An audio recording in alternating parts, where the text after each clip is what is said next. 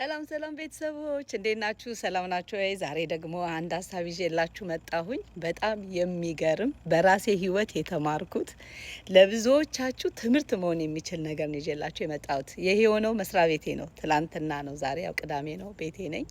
ግን ትላንትና በጣም በሚገርባችሁ ስራ ነው የዋልኩት። እኔ ሁል ጊዜ አንድ ነገር አደርጋለሁ መስሪያ ቤት ውስጥ። ያ ምንድን ነው?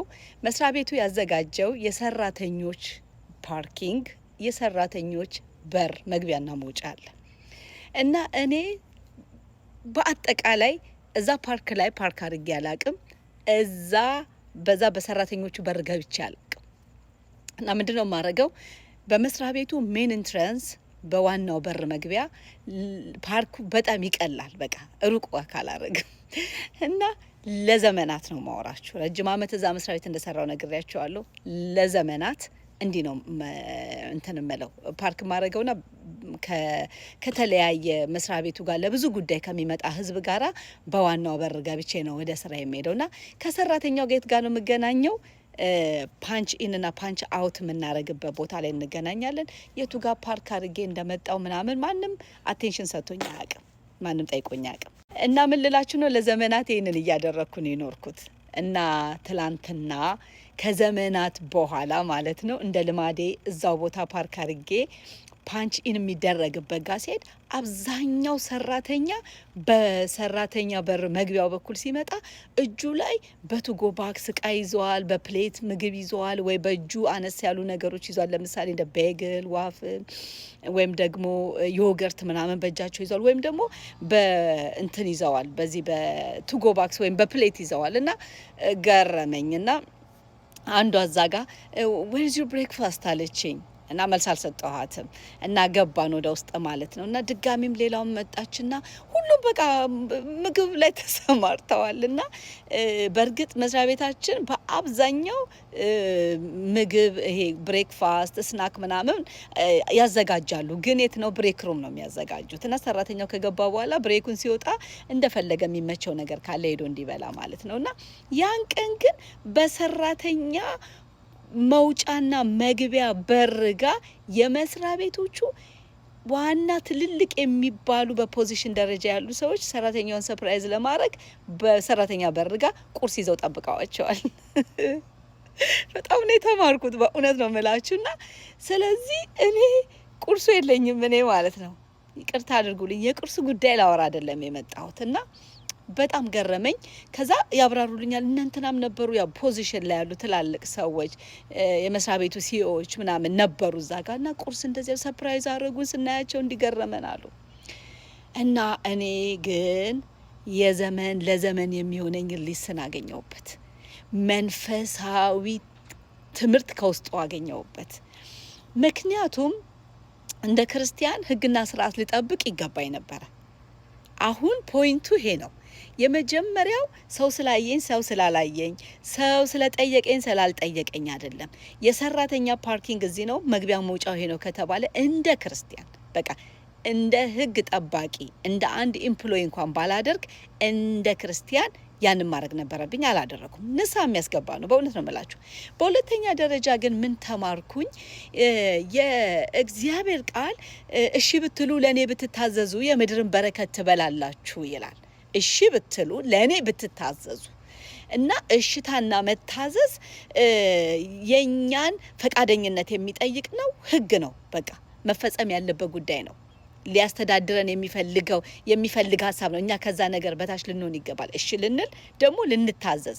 እሺ ስንል ያዘዘናል፣ ስንታዘዝ ያዘዘናል፣ የበላይ ያለ ማለት ነው። እና እሱ ያንን ቃል አሰብኩት። እሱ ብቻ አይደለም፣ ብትወዱኝ ትእዛዜን ጠብቁ ይላል የእግዚአብሔር ቃል። ገረመኝ። መታዘዝ ለካ የፍቅር መገለጫው አንዱ መንገድ ነው። እና ይህንንም አሰብኩትና እንዴት ከእግዚአብሔር የልብ ሀሳብ ከእግዚአብሔር እቅድ እግዚአብሔር በህይወቴ ዘመን ውስጥ በእኔ ህይወት ሊፈጽም ከሚፈልገው ነገር ባለመታዘዜ፣ እሺ ባለማለቴ ኢቭን የምድር በረከት ሁሉ ሊሆን ይችላል አምልጦ ሊሆን እንደሚችል አሰብኩ። እሱ ብቻ አይደለም ደግሞ እግዚአብሔር እኔ በምድር እንድኖር እድሜ ሲጨምርልኝ፣ ጤና ሲሰጠኝ፣ ስወጣ ስገባ በህይወቴ ሊፈጽም ያለው ነገር ስላለ ነው። ሌላ ዓላማ አይደለም። እግዚአብሔር እኔን ረጅም እድሜ ዝም ብሎ የማኖር እቅድ አይደለም ያለው። ማናችንም ይሄንን የምትሰሙ በሙሉ እግዚአብሔር እድሜያችንን እየጨመረ ሲያኖረን ዓላማ አለው፣ እቅድ አለው። ሊፈጽም የሚፈልገው በእኛ ሳንፈጠር በእናታችን ሆድ ገና ስንጓደር ስንጀመር እግዚአብሔር ዓላማ አለው በእኛ ህይወት ወደዚህ ምድር መተን እንድንፈጽመው የሚፈልገውና እነዛ ነገሮች የጎደሉ እንደ እግዚአብሔር ሐሳብ ያልኖርኩባቸው እንደ እግዚአብሔር ሐሳብ እንደ ልቡ ፈቃድ ልክ በህይወቴ ነገሮች ያልሆኑት ያልታዘዝኩት ነገር ይኖራል ብዬ እንዳስብ አረገኝ። ራሴን እንድፈትሽ አድርገኝ። ምክንያቱም እግዚአብሔር በመታዘዝና ባለመታዘዝ ቀልድ አያውቅም። የፍቅር መገለጫ አድርጎታል። የምድር በረከት የሚገኝበት ምንጩ እንደሆነ ተናግሯል። አንዱ መንገድ እንደሆነ እና ያን ተናግሯል። ስለዚህ እግዚአብሔርን መውደዳችን የሚገለጥበት መታዘዛችን ነው። እንደገና ለኔ እሺ ብትሉ የምድርን በረከት ትበላላችሁ ብሏል። ስለዚህ እሺ በሚባልበት በመታዘዝ ውስጥ እግዚአብሔር የሚለቀው በረከት አለ።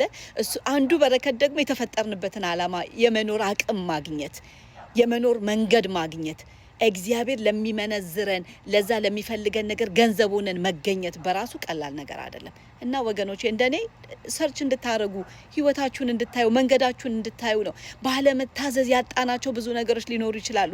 ትዝ ይላችኋል ሙሴ ከሞተ በኋላ እግዚአብሔር አምላክ ወደ ኢያሱ መጣና አንድ ነገር አለው። እመነኝ አለው። እመነኝ ኢያሱ፣ እኔ ከሙሴ ጋር እንደነበርኩ ካንተ ጋር እሆናለሁ። ምን ማለት ነው? በሙሴ ዘመን ኖሬ ባንተ ዘመን ዞር የምል አምላክ አይደለሁም። ግን አለው ካንተ የሚጠበቅ ነገር አለ። ምን ለመሆን? እኔ አንተ ጋር መጥቼ እንድከርም፣ አብሬክ ሆኜ እንድከርም፣ አብሬክ በንግስናክ ውስጥ እንድቀጥል፣ እንድመራ፣ የኔ አሸናፊነት በህይወት እንዲገለጥ። ኢያሱ ከ23 ነገስታት ጋር ነው የተዋጋው። ስለዚህ የእግዚአብሔር አብሮነት እግዚአብሔር 23ቱን ነገስታቶች ያውቃቸዋል፣ እንደሚገጥሙት እንደሚመጡበት። ኢያሱ ነው የማያውቀው። ኢያሱ የከበደ ነገር እንደሚገጥመው ሙሴ ሲመራው የነበረው ህዝብ አስቸጋሪ እንደሆነ ያውቃል። ስለዚህ የእግዚአብሔርን አብሮነት ከሚያውቀው ችግር አንጻር ነው የፈለገው። እግዚአብሔር ደግሞ ኢያሱ ገና ያልኖረበት ዘመን ላይ ግን የሚኖርበት፣ ኢያሱ ያልገዛበት ዘመን ላይ ግን የሚገዛበት ዘመን ላይ የሚገጥመውን ነገር ያውቃል። ስለዚህ ምን አለው? ከሙሴ ጋር እንደነበርኩ ካንተ ጋር እሆናለሁ። ግን አለው እግዚአብሔር ወደ ቀኝም ወደ ግራም አትበል። የዚህ መጽሐፍ ህግ ከአፍክ አይታጣ። የሚፈጸም ነገር አለ፣ ድርሻ አለ። ታዘን የምናረገው የምንኖርለት ኮስት የሚያረገን ነገር ሊሆን ይችላል። ጊዜያችንን ሊሆን ይችላል፣ ምቾታችንን ሊሆን ይችላል። በቃ ከሆነ ክልል ልንወጣ እንችላለን። ግን እግዚአብሔር የሚጠብቅብን ነገር አለ። ያንን በመታዘዝ መፈጸም አለብን። በመታዘዝ መራመድ አለብን። በመታዘዝ ማድረግ አለብን። እና ወገኖቼ ለዘመናት የመስሪያ ቤቴን ህግ ባለመጠበቅ በራሴ በሚመቸኝ መንገድ ፓርክ እያረኩኝ ጠያቂ በሌለው መንገድ ሾርት ከት እየተጠቀምኩኝ ለብዙ ዘመን ኖር ያለው። አርፍጄ እንኳን ብመጣ በዛ በኩል ፓርክ አድርጌ ከገባሁኝ በደቂቃው አደርሳለሁ ሮጬ ፓንች ለማድረግ። የሰራተኞቹ ፓርኪንግ ግን ካደረኩኝና የቀረችን ትንሽ ደቂቃ ከሆነች አልደርስም። ረጅም ነው ዋክ የሚደረገው። ይሁንና ግን ቁርስ አመለጠኝ። ይሄ ነው ሽልማትም ቢሆን ይሄ ነው። ባለመታዘዝ ልናገኝ የሚገባውን ነገር እንዳናገኝ ያደርገናል። ይሄ በምድር ላይ ያለ ነገር ነው። በምድር ላለ ነገር ክርስቲያን ሲሪየስ እና ህግ ጠባቂ በምድር የወጡ ስርዓቶችን ከእግዚአብሔር ቃል እስካልተጻረሩ ድረስ ልንጠብቅ ይገባል። ምንም ጥያቄ የለውም። በእውነት እኔ ንስሐ ገብቻለሁ።